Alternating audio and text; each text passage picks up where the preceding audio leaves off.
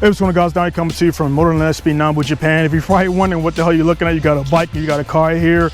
As you guys know, for the guys who are new to the channel, you're new here by MX. I just got into motocross not too long ago.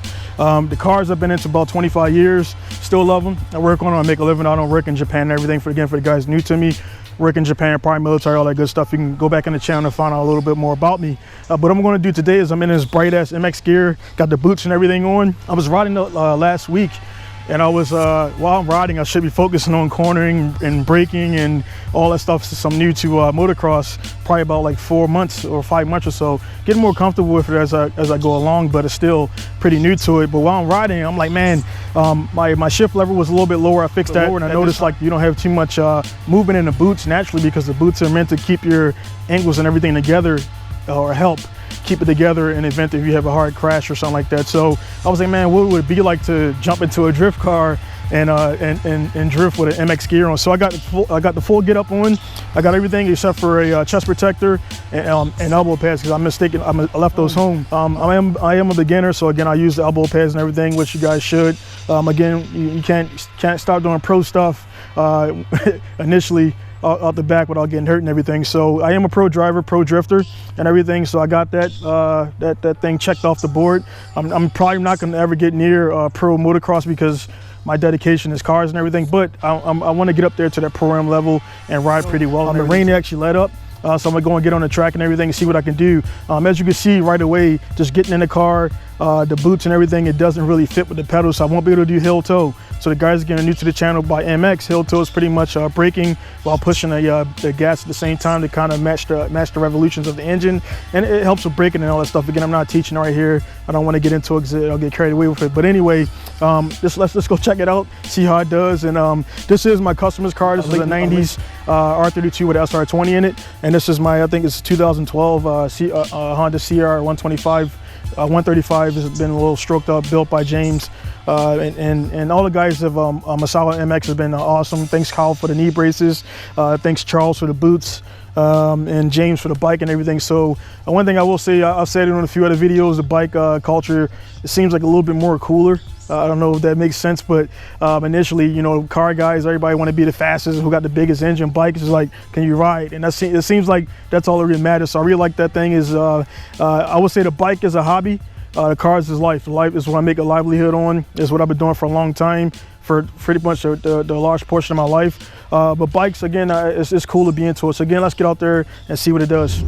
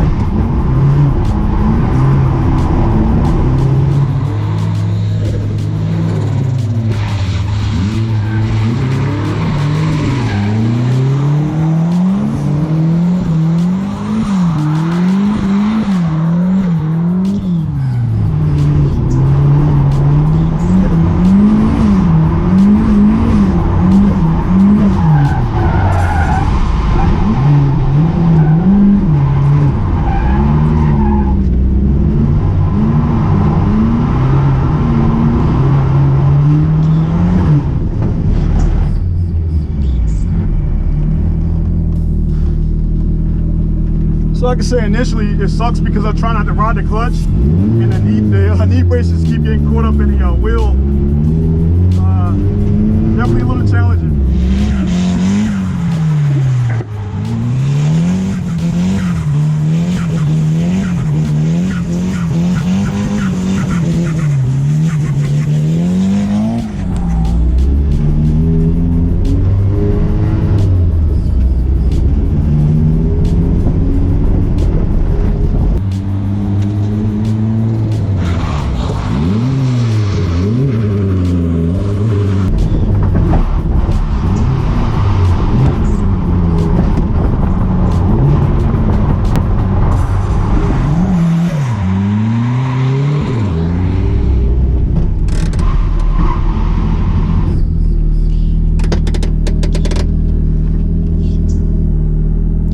All right, guys. So I just got done with the MX Drift Challenge. Let me just say right the thing. I don't recommend doing this. It's one of those things where you've been doing something for so long. It's like little challenges that come in there and do things outside of competition. Competition is competition, but this drifting and all that stuff, man, it'd be kind of cool to see. It's like, I mean, dude, I've been drifting for a long time, and I felt like maybe my 3rd year in.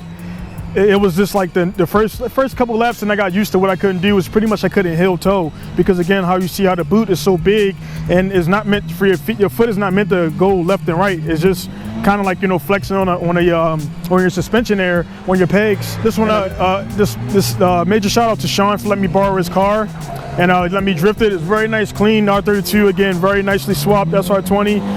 I did tuning on it. I got the Haltech running in there. I got the Power Tune digital ISR injectors, a good amount of stuff I did to bring this car up and everything. So again, definitely be sure to like, subscribe, and all that stuff. So I'll be doing more bike stuff. Eventually, once I get the basics down on a bike, I'll do some races and everything. All the guys here trying to egg me on to get into the races, but it's just one of those things where even though I'm new to the bike, motorsports, it's kind of one of those things where I guess if you do MMA or something like that, not really related, but if you kickbox, then you go box. They're different but the same, and the bike is 2 wheels, this is 4 wheels, a lot more padded, but it's the same mindset, the same preparation, I would think. I'm not a pro AMA rider or a pro Supercross, none of that stuff, so I might be speaking out of turn, but it's like things like you're not going to go Supercross from just getting on the 125. No matter how old you are, no matter what a profession you are in another discipline, you're not going to get on this bike and ride it. So I'm just getting to the point where I'm comfortable of cracking the throttle and all the gears and everything. I didn't really show it on the track because obviously, as you can see, these are dirt tires, and you can just hear the knobs, and I never really felt it before because I've only been on dirt. I never rode it on the street, so you can actually feel the knobs. And then of course, when you go to lean a bike, you're leaning on these. There's not a lot of traction there, so I can feel the back end getting out a little bit.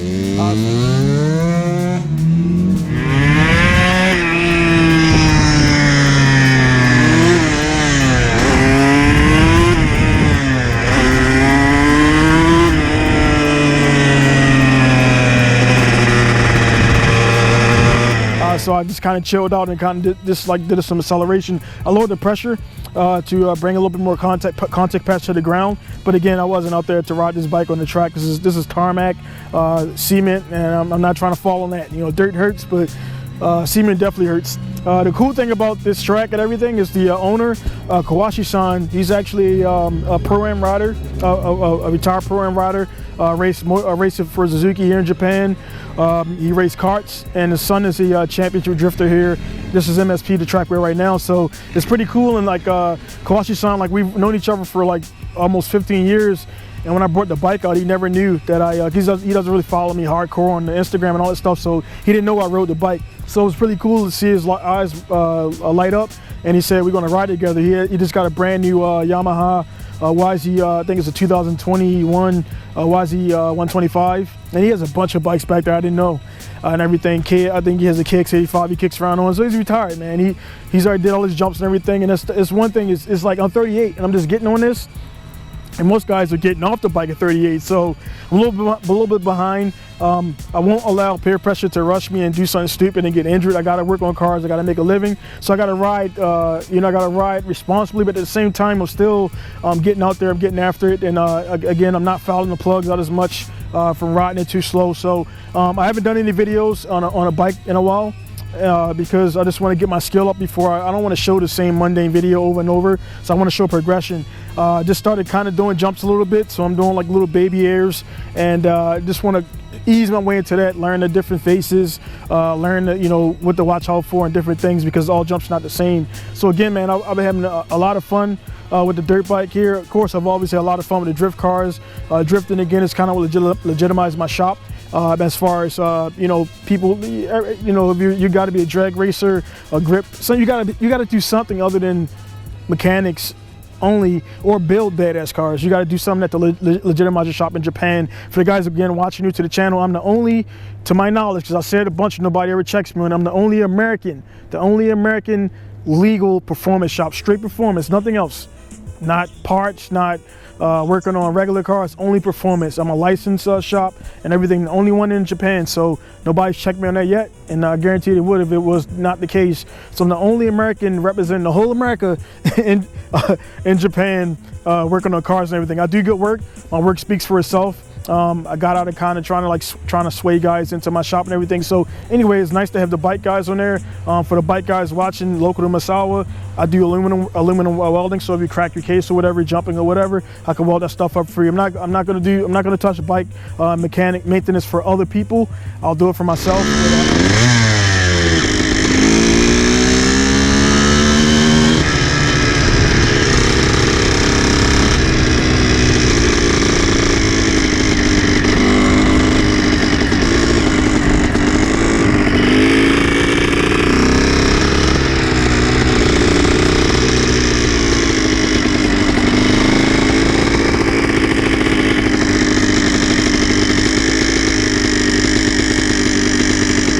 So again, guys, thank you for tuning in. It's going to be Donnie signing off from Nanbu, Japan, which is about 35 minutes south from Misawa. And yeah, thank you guys for tuning in. See you later. Donnie signing out. Peace.